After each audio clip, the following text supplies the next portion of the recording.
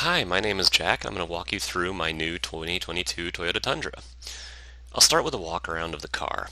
Hopefully this will give you a good idea of what the truck looks like outside of a showroom or press photos. This is a 4x4 SR5 double cab with a 6.5-foot bed. It has the standard 18-inch alloy wheels and tires as opposed to the optional 18-inch TRD off-road wheels. Currently only has 44 miles on it and I've owned it for 4 days. Before I get into the specifics, I thought it might be useful to explain why I picked the build that I did. Here are a few things that factored into my decision. I wanted a 4x4 model because I plan to take this truck on forest service roads and over mountain passes. I picked the double cab because I really don't need the space in the back and I wanted the increased payload capacity to support a camper. The future plan for a camper is also the reason why I chose the 6.5-foot bed and the standard suspension. Eventually I plan to install a rear airbag suspension. Because of this, I thought springing for the upgraded TRD off-road suspension was a waste. Also, as I go through the features of this video and future videos, it's worth bearing in mind that my previous vehicle was a 2004 Subaru Outback. It was much smaller and was about as simple as cars come. Getting accustomed to all the new features and technology in my 2022 Toyota Tundra will take some time, but I'll try to include tips I learn along the way in future videos. Finally, I should add a disclaimer that I'm not sponsored by Toyota, or any Toyota dealer, or any third party for that matter. I'm just making this video in my spare time because I thought people might find it interesting. Now I'll move on to the specifics of my 2022 Tundra and its factory installed optional equipment. As a note, I haven't taken photos of every option yet, but I plan to make a standalone video or possibly multiple standalone videos walking through each of the optional equipment packages in the near future. So I'll start with the premium audio package. This includes the 14-inch multimedia screen, the rear seat AC and bed-mounted AC power supply, both are 400 watt and 120 volt, and LED bed lights.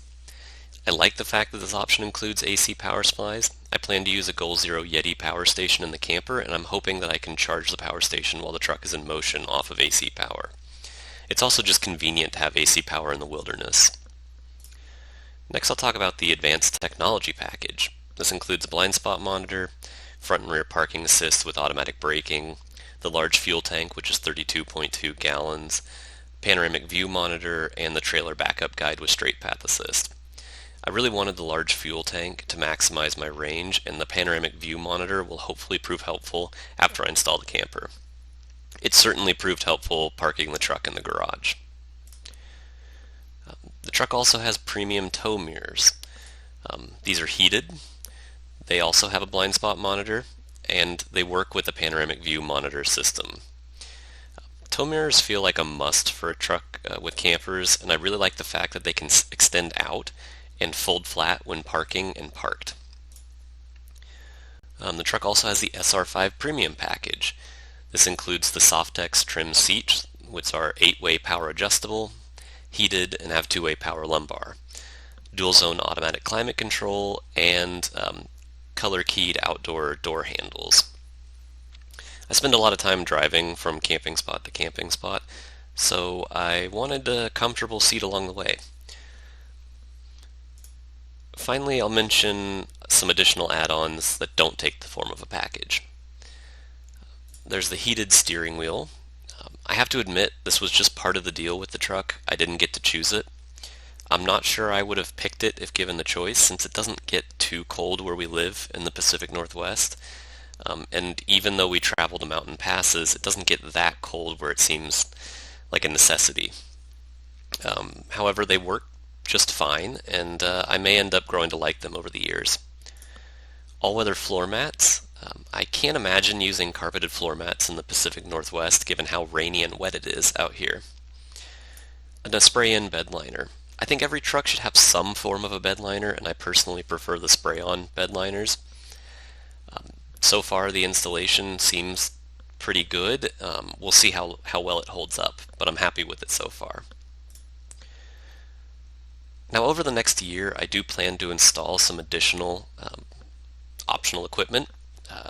I plan to install XPEL paint protective film, a second set of wheel and tires for winter driving, the Scout Olympic camper, and an airbag suspension to help with that camper. So how much did the truck cost? So the base price of this version of the Tundra is $43,755. After the optional equipment and delivery fee, the MSRP of this Tundra was $53,423. The dealer, i5 Toyota, did not charge a markup.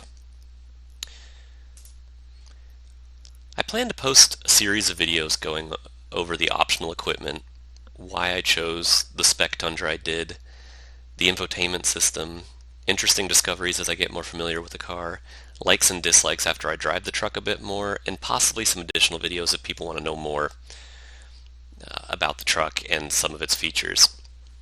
And as a final note, I've never made a YouTube video and I don't edit videos professionally for hobby, but I hope you find this information useful as you decide whether to get a 2022 Tundra, and if so, what options you might be interested in. And if you somehow found this video helpful and enjoyed it, keep a lookout for more videos down the road.